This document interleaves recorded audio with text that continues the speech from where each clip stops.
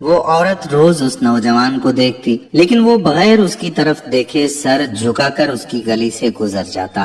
دیکھنے میں وہ کسی مدرسے کا طالب علم لگتا تھا، لیکن اتنا خوبصورت تھا کہ وہ دیکھتے ہی اسے اپنا دل دے بیٹھی، اور وہ اب چاہتی تھی کہ وہ طالب علم کسی طرح سے اس پر محبت کی نگاہ ڈالے، لیکن وہ طالب علم تھا کہ اپنی مستی میں مگن، سر جھکائے زیر لب کچھ نہ کچھ پڑھتا ہوا روزانہ ایک مخصوص وقت پر وہاں سے گزر جاتا تھا، اور کبھی آنکھ اٹھا کر بھی اس کی طرف نہ دیکھا۔ اس عورت کو اب ضد سی ہو گئی تھی، وہ حیران تھی کہ کوئی ایسا نوجوان بھی ہو سکتا ہے جو اس کی طرف نہ دیکھے، اور اسے ایسا سوچنے کا حق بھی تھا کیونکہ وہ اپنے علاقے کی سب سے امیر ترین اور خوبصورت ترین عورت جو تھی، خوبصورت اتنی تھی کہ جب وہ باہر نکلتی تھی تو لوگ اسے بے اختیار دیکھنے پر مجبور ہو جاتے تھے۔ اسے حیرت تھی کہ جس کی خوبصورتی کو دیکھنے کے لیے لوگ ترستے رہتے ہیں وہ خود کسی کو پسند کرے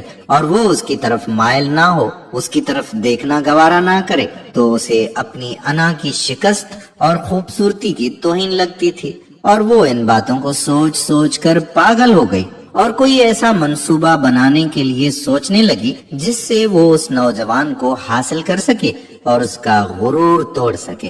آخرکار شیطان تو انسان پر سوار ہی ہوتا ہے۔ شیطان نے اسے ایک ایسا طریقہ سمجھا دیا تھا جس میں پھنس کر وہ نوجوان اس کی بات مانے بغیر رہ ہی نہیں سکتا تھا۔ اگلے دن کیا ہوا کہ جب وہ نوجوان اس گلی سے گزر رہا تھا تو ایک عورت اس کے قریب آئی اور کہنے لگی کہ بیٹا، میری مالکن تمہیں بلا رہی ہے۔ نوجوان نے اس اماں جی سے کہا کہ اماں جی، آپ کی مالکن کو بھلا مجھ سے کیا کام ہو سکتا ہے؟ اس عورت نے کہا کہ بیٹا، اس نے تم سے کوئی مسئلہ پوچھنا ہے، وہ مجبور ہے، خود باہر نہیں آ سکتی اور کوئی مسئلہ دریافت کرنا چاہتی ہے، تو آپ میرے ساتھ چلیے۔ نوجوان اس عورت کے ساتھ چلا گیا۔ اس کے وہم و گمان میں بھی یہ بات نہیں تھی کہ جو عورت اسے بلا رہی ہے اس کا منصوبہ کیا ہے، وہ کیا چاہتی ہے۔ وہ تو اپنی فطرتی سادہ دلی کی وجہ سے اس کی مدد کرنے کے لیے اس کے گھر میں داخل ہو گیا۔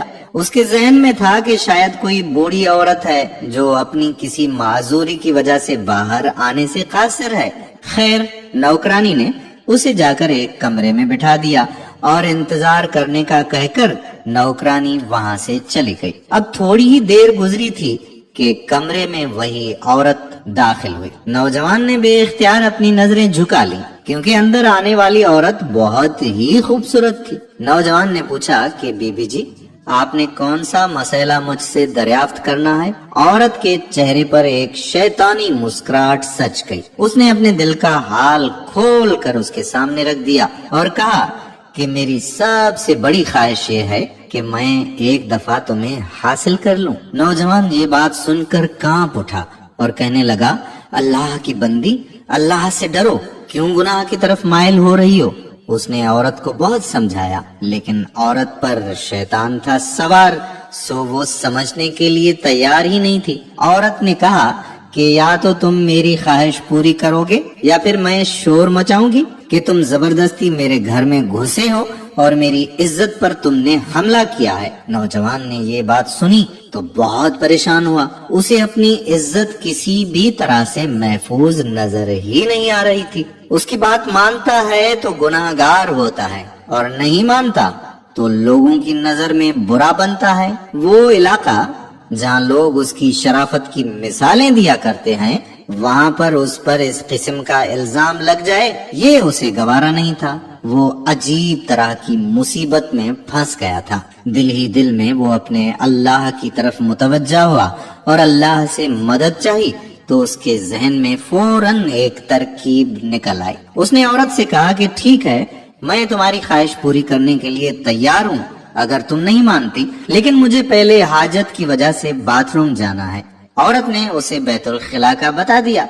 اس نوجوان نے اندر جا کر ڈھیر ساری غلاظت اپنے جسم پر مل لی اور باہر آ گیا۔ عورت نے اسے دیکھا تو چلانے لگی اور کہنے لگی کہ یہ کیا کیا ہے تم نے ظالم؟ مجھ جیسی نفیس طبیعت والی کے سامنے اتنی گندی حالت میں آ گئے ہو، دفع ہو جاؤ، نکل جاؤ میرے گھر سے، بے وقوف کہیں کے۔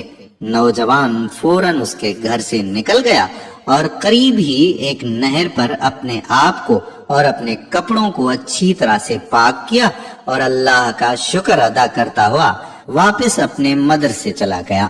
नमाज के बाद जब वो सबक में बैठा तो थोड़ी ही देर बाद उस्ताद ने कहा कि आज तो बहुत प्यारी खुशबू आ रही है, किस तालिबे इल्म ने खुशबू लगाई है? वो नौजवान समझ गया कि उसके जिस्म से अभी बदबू गई ही नहीं और उस्ताद जी तंज कर रहे हैं। वो अपने आप में सिमट गया और उसकी आंखों में आंसू आ गए। थोड़ी देर बाद उस्ताद जी ने फिर पूछा कि बताओ ये खुशबू किसने लगाई है? लेकिन वो फिर भी खामोश रहा।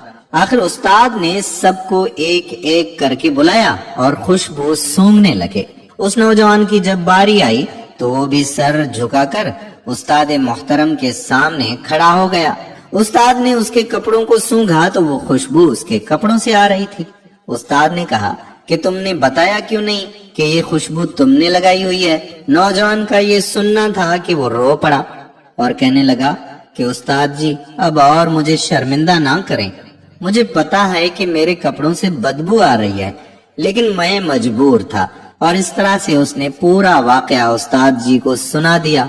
उस्ताद कहने लगा कि मैं तुम्हारा मजाक नहीं उड़ा रहा बेटे, खुदा की कसम तुम्हारे कपड़ों से वाकई खुशबू महसूस हो रही है और ऐसी खुशबू है जो मैंने आज से पहले कभी सूंघी ही नहीं। और यकीनन ये अल्लाह की तरफ से है कि तुमने अपने आप को गुनाह से बचाने के लिए अपने आप को गंदगी लगाना पसंद कर लिया, लेकिन अल्लाह रब्बुल इज्जत ने उसी गंदगी को एक ऐसी खुशबू में बदल दिया है जो कि इस दुनिया की है ही नहीं। कहते हैं कि उस नौजवान के उन कपड़ों से हमेशा ही वो खुशबू आती रही। दोस्तों, क्या ही ईमान का तकाजा है। अल्लाह ताला हमें ऐसा ईमान अता फरमाए। आमीन सुम्मा आमीन या रब्बल आलमीन।